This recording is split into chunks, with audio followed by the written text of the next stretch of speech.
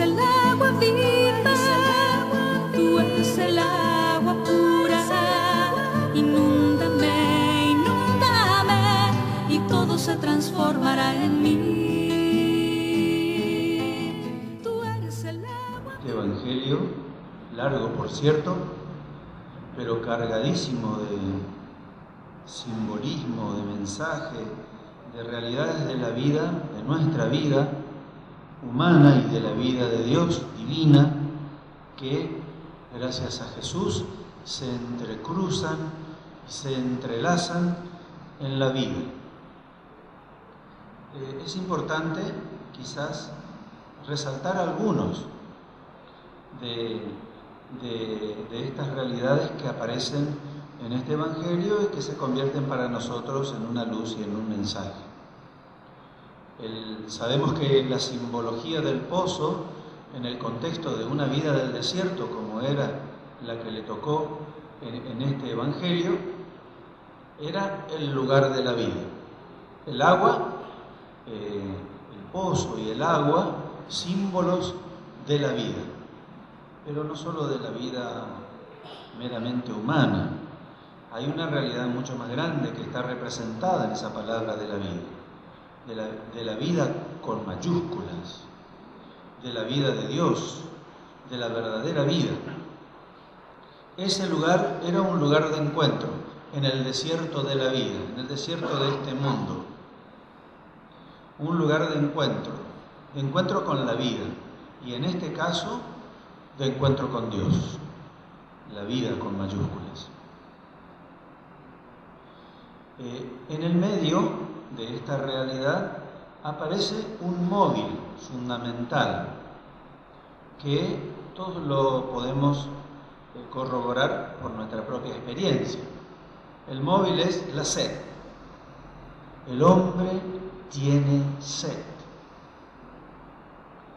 La sed, y Dios también tiene sed, y vamos a ver por qué.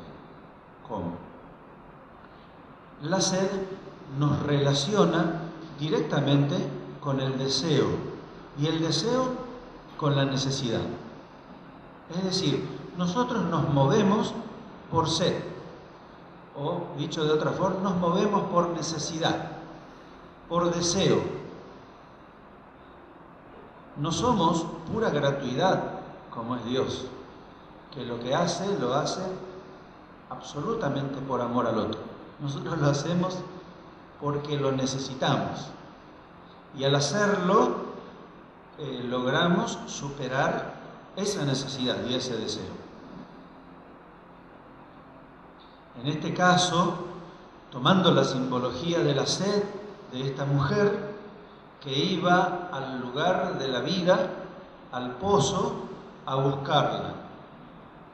La sed que representa muy bien la necesidad de lo permanente, de ser felices, pero de ser felices de una manera permanente. Ella le dice: Señor, dame de esta agua para que yo no tenga más sed. Ese es el anhelo del corazón del hombre, querer encontrar el agua de la vida, la felicidad que anhela nuestro corazón, pero de una manera estable, permanente, que no se nos vaya, que no sea parcial. Nuestro ser anhela el paraíso que perdimos y que Jesús nos promete alcanzarlo al final de la historia de la vida, de nuestra historia. Tenemos entonces una necesidad imperiosa, un deseo visceral, o mejor, en el orden de nuestro ser, que anhela, que necesita encontrar lo permanente, o si quieren, un lugar o una persona donde podamos aquietarnos, donde nuestro ser pueda decir: por fin, esto sí que es el lugar donde uno puede descansar. Algo así como sintió Pedro en la transfiguración: Señor, qué bien estamos aquí. Como decíamos el domingo pasado, encontró la libertad, la salud, la felicidad, se encontró con Dios. Los antiguos utilizaban una palabra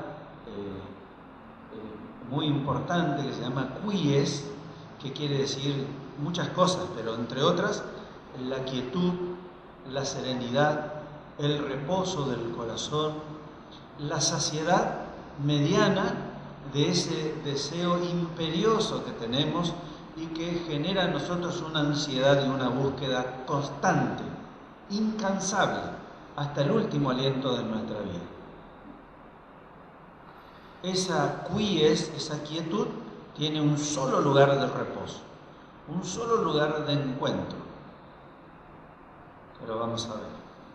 Mientras tanto, el hombre, movido por esa necesidad y ese deseo, busca en las cosas saciar su felicidad y cree que aprehendiendo, con H intermedia, apoderándose, apegándose a las cosas, a las personas o a uno mismo y de manera, podríamos decir así, infantil, agarrando y no dejando, no soltándolas, cree que alcanzará esa felicidad permanente, saciar su deseo y su anhelo de reposo y de quietud, que es la verdadera felicidad. Pero no sucede así. Como dice Jesús, el que beba de esta agua tendrá nuevamente sed. Uno busca los bienes materiales, se apega a personas o simplemente se encierra en su propio mundo, en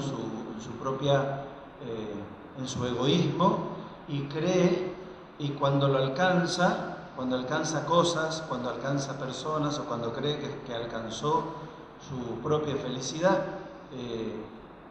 aparece otro nuevo deseo, lo adquiere y aparece otro nuevo deseo, lo adquiere y aparece otro nuevo deseo. Así es la ambición, así es cuando uno quiere adquirir, apega su anhelo de felicidad a las cosas, a las personas o a uno mismo y descarta ese punto clave, esa realidad fundamental donde solamente, esa agua viva, donde solamente va a encontrar la quies, la quietud de su corazón. Mientras tanto, va a experimentar detrás de las cosas, de las personas y de uno mismo, excluyendo ese punto clave, va a encontrar sin duda una gran realidad, la frustración, el vacío. ¿Por qué? Porque ni las cosas, ni las personas, ni nosotros mismos podemos ocupar ese lugar. Nos pueden generar la saciedad del agua viva. Es imposible, no es factible, no sucede. Y entonces, tras la frustración, experimentamos el vacío y la ansiedad. Cuando el hombre experimenta el vacío y la ansiedad a partir de su frustración, de haberse apegado a los bienes, a las cosas, a las personas o a uno mismo, excluyendo a Dios, entonces le quedan dos salidas.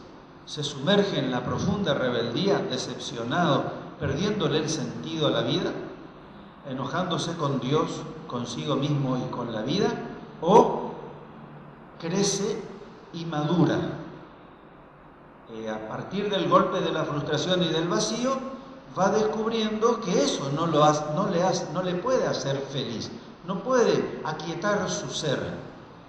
Lo único que hace es inquietar su ser en una gran frustración y vacío repetido. ¿Por qué? Porque es excluyente del fundamental, del esencial. Entonces, cuando uno elige este camino, acepta la frustración como una cruz que te madura y va creciendo y madurando, entonces empieza a inclinarse hacia lo esencial y lo simple de la vida, de alguna forma, y apunta a la verdadera realización que está en desarrollar sus talentos y sus carismas en favor de los demás, saliendo de sí mismo hacia el otro, aprendiendo a saciar bien su sed de ser amado y de amar. Pero tampoco esto va a completar ni la realización personal, ni el sentirse socialmente querido o querer socialmente a los demás.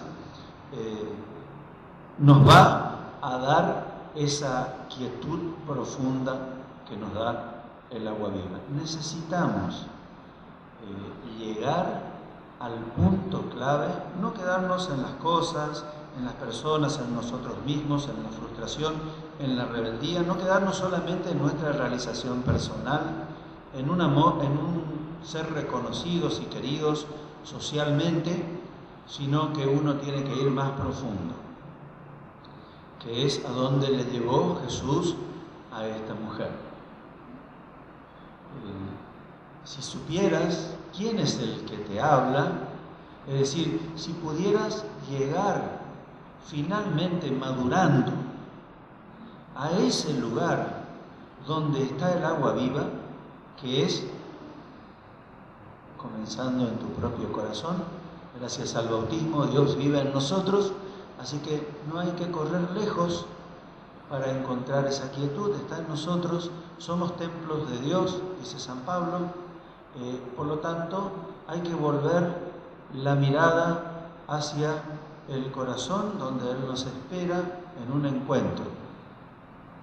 Pero tiene que ser un encuentro de personas, tiene que convertirse en una experiencia, no puede ser algo hueco, superficial, meramente externo, sino que uno tiene que aspirar, y para eso el gran camino de la oración, pero no del rezo solamente, de la oración del corazón, donde uno tiene una actitud de ponerse constantemente en contacto con Él, el camino del discernimiento y de la formación, donde uno depura su propio corazón y lo que le rodea para simplificar y encontrar la claridad, la luz, la verdad.